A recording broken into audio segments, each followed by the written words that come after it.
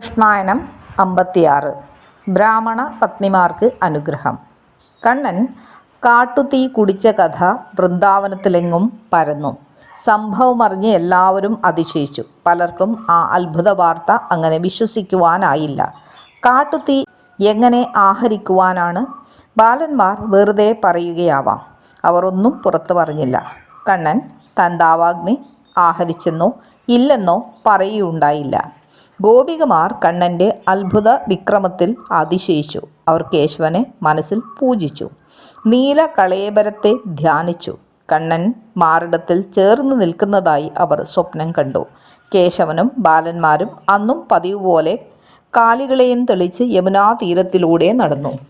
ഏറെ ദൂരം അവർ കാലികളുടെ പിന്നാലെ പോയി. വനത്തിൽ കടന്ന കാലികൾ പുല്ലുള്ള സ്ഥലം നോക്കി നടന്നു. അവ തളിരിളം പുല്ല് തിന്നുവാൻ തുടങ്ങി. ബാലന്മാർക്ക് വല്ലാത്ത വിശപ്പ് തോന്നി. ഈ സമയത്ത് ഒരിക്കലും അങ്ങനെ പശി ഉണ്ടായിട്ടില്ല. എന്താണ് കാരണമെന്ന് അറിയുവാൻ കഴിയുന്നില്ല. എന്തായാലും ഗോപാലന്മാർ കണ്ണൻ്റെയും ബലരാമൻ്റെയും മുന്നിലെത്തി പറഞ്ഞു, കേശവ, ഞങ്ങൾക്ക് പതിവിലധികമായി ഇന്ന് വിശക്കുന്നുണ്ട്. എന്താണ് കാരണമെന്ന് അറിയുന്നില്ല. വിശപ്പ് മാറുവാൻ എന്തെങ്കിലും ഒരു വഴി പറഞ്ഞു തരൂ.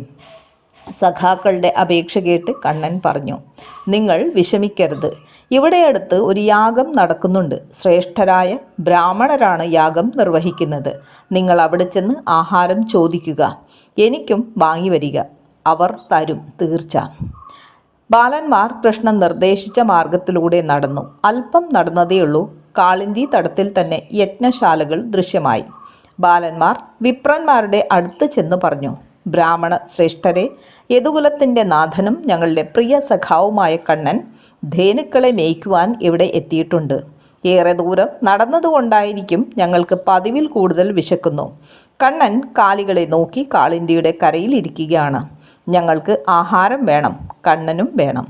ആത്മാർത്ഥവും സ്നേഹപൂർണവുമായ ഈ ചോദ്യം കേട്ട് വിപ്രന്മാർ പക്ഷേ അനങ്ങിയില്ല. അവർ സ്വകൃത്യങ്ങളിൽ വ്യാപരിച്ചതേയുള്ളൂ. അനുകൂലവും പ്രതികൂലവും പറയാത്തതിനാൽ ഇനി എന്ത് വേണമെന്ന് ഏറെ നേരം ചിന്തിച്ചു നിന്ന ബാലന്മാർ നിരാശരായി തിരികെ വന്നു. അവർ കണ്ണനോട് പറഞ്ഞു, കേശവ, നാം വ്രജപുരിയുടെ അതിർത്തിയിലാണ്. മധുരേശൻ്റെ സംരക്ഷണത്തിലാണ് ഈ ബ്രാഹ്മണരെല്ലാം. അവർ നമ്മുടെ വാക്കിന് ചെവി കൊണ്ടില്ലെന്ന് മാത്രമല്ല, ഒരക്ഷരം ഉരിയാടിയതുപോലുമില്ല. ഞങ്ങൾ അപമാനിതരായി തിരിച്ചു വന്നിരിക്കുകയാണ്. കണ്ണൻ അവരോട് പറഞ്ഞു, നിങ്ങളുടെ വേവലാതി ഞാൻ അറിയുന്നു. അപമാനത്തിൽ നിന്നുണ്ടായ അസ്വസ്ഥതയും മനസ്സിലാക്കുന്നു. അല്പം കൂടെ ക്ഷമിക്കുക. എല്ലാത്തിനും ക്ഷമയാണ് നല്ലത്. ക്ഷമയേറിയാൽ ഗുണവും കൂടും. നിങ്ങൾ ഒരിക്കൽ കൂടി അവിടെ പോകണം. ഇക്കുറി ഭക്ഷണം ചോദിക്കുന്നത് വിപ്രരോടല്ല, അവരുടെ ഭാര്യമാരോടാണ്. നിങ്ങൾ ചെല്ലുവിൻ, അപമാനം മാറും. ബാലന്മാർ യജ്ഞശാലകളിലെത്തി. അവർ വിപ്ര പത്നിമാരോട് പറഞ്ഞു, യദുകുലനാഥനായ കണ്ണൻ പശുക്കളെ പാലിച്ച് ബലരാമനോട് എത്തിയിട്ടുണ്ട്. ആഹാരം എന്തെങ്കിലും തരുവാൻ പറഞ്ഞു. ഏറെ നാളായി വിപ്രപത്നിമാർ കണ്ണനെ കാണുവാൻ കൊതിച്ചിരിക്കുകയായിരുന്നു. ഇപ്പോഴിതാ അദ്ദേഹം എത്തിയിരിക്കുന്നു എന്ന വാർത്ത മഴമുകിൽ കണ്ട കേകികളെ പോലെ വിപ്രപത്നിമാരെ സന്തോഷിപ്പിച്ചു.